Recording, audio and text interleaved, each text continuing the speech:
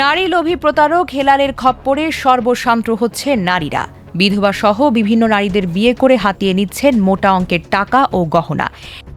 নিজেকে ডাক্তার পরিচয়ে নারীদের প্রেমের ফাঁদে ফেলে সংগ্রহ করেন গোপন ছবি, পরবর্তীতে করেন ব্ল্যাকমেল। একাধিক থানায় রয়েছে মামলা, তদন্ত করে ব্যবস্থা নেওয়ার আশ্বাস পুলিশের। বিস্তারিত দেখুন খালেদ মোশাররফের 5 পর্বের ধারাবাহিক অনুসন্ধানী প্রতিবেদনের 3য় পর্বে।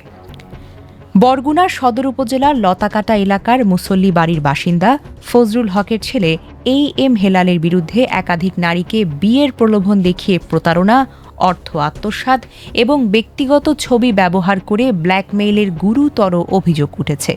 ভুক্তভোগীদের দাবি, দীর্ঘদিন ধরে বিভিন্ন কৌশলে নারীদের সঙ্গে সম্পর্ক গড়ে তুলে তাদের কাছ থেকে অর্থ আদায় এবং মানসিক নির্যাতন করে আসছে প্রতারক হেলাল। অভিযোগ সূত্রে জানা যায়, এক বিধবা নারীর সঙ্গে ঘনিষ্ঠ সম্পর্ক গড়ে তুলে বিয়ে করেন হেলাল।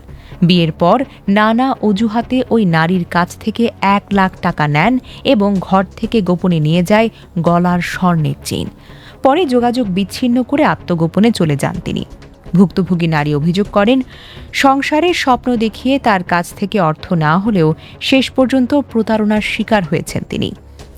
এদিকে গাজীপুরের তাসলিমা নামের আরেক নারী অভিযোগ করেন, সামাজিক যোগাযোগ মাধ্যমে হেলাল নিজেকে ডাক্তার পরিচয়ের মাধ্যমে প্রেমের সম্পর্ক গড়ে তোলেন। এক পর্যায়ে বিশ্বাস অর্জন করে তার ব্যক্তিগত ছবি সংগ্রহ করে। পরে সেই ছবি প্রকাশের ভয় দেখিয়ে বিভিন্নভাবে চাপ সৃষ্টি এবং ব্ল্যাকমেইল করতে শুরু করেন। পরে মেয়ে তার কানের দুল বিক্রি করে হেলালকে টাকা দেয় এবং জানতে পারেন হেলাল বিবাহিত এবং তার প্রধান পেশাই হল প্রতারণা করা। টাকাগুলো তো একসাথে দেয়নি, কারণ বিভিন্ন অজুহাত দিত, তখন টাকা দিতাম।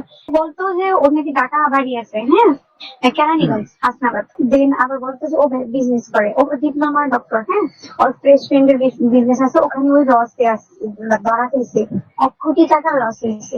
এখন ও হঠাৎ করে আমার সাথে যোগাযোগ করে দিছে ভাই। দেন আমি ধার করে দিছি। এখন ওই টাকাগুলো আমার তো শোধ করতে হবে, আমি কিভাবে শোধ করবো? এক গিয়া ওরে আমি পাইতেছি না। 2 ফ্যামিলি পেশা, ফ্যামিলিগুলো জানে। স্থানীয় সূত্রগুলো জানিয়েছে, অভিযুক্ত হেলালের বিরুদ্ধে এর আগেও একাধিক নারীর সঙ্গে প্রতারণা ও সম্পর্কের অভিযোগ উঠেছিল। তবে ভুক্তভোগীদের অনেকেই সামাজিক সম্মানহানির আশঙ্কায় প্রকাশ্যে মুখ খুলতে পারেননি। এর কাছ থেকে মহরণা মাফ করে নেন, এখানে আমাদের কোনো সমস্যা নাই। আপনি ওনার 1 টাকাও দিয়ে মাফ করে নেন, সমস্যা নেই, কিন্তু দিবেন আপনি কথা বলছেন না। শুনেন এই যে পরবর্তীতে যখন কোনো কিছু হয় তখন তো বলবে যে 50,000 দেওয়া, বুঝেন না? 50,000 কি আপনি আসলে দিছিলেন? তো কথাটা আগে এটা বলুন, আসলে কি দিছিলেন না? এখন ভুক্তভোগীরা অভিযোগ করে বলেন, বিয়ে, প্রেম এবং ভবিষ্যৎ সংসারের স্বপ্ন দেখিয়ে নারীদের আবেগকে পুঁজি করে প্রতারণার জাল বিস্তার করেছে একটি চক্র। হেলালের বিরুদ্ধে ওঠা অভিযোগগুলো সুষ্ঠু তদন্ত করে আইনগত ব্যবস্থা নেওয়ার দাবি জানিয়েছেন তারা। এ বিষয়ে জানতে চাইলে বরগুনা সদর থানার ওসি জানান, আমরা অভিযোগ পেয়েছি, তদন্ত সাপেক্ষে আইনানুগ ব্যবস্থা গ্রহণ করা হবে। তবে এসব অভিযোগের বিষয়ে অভিযুক্ত এম হেলালের বক্তব্য এখনো পর্যন্ত পাওয়া যায়নি।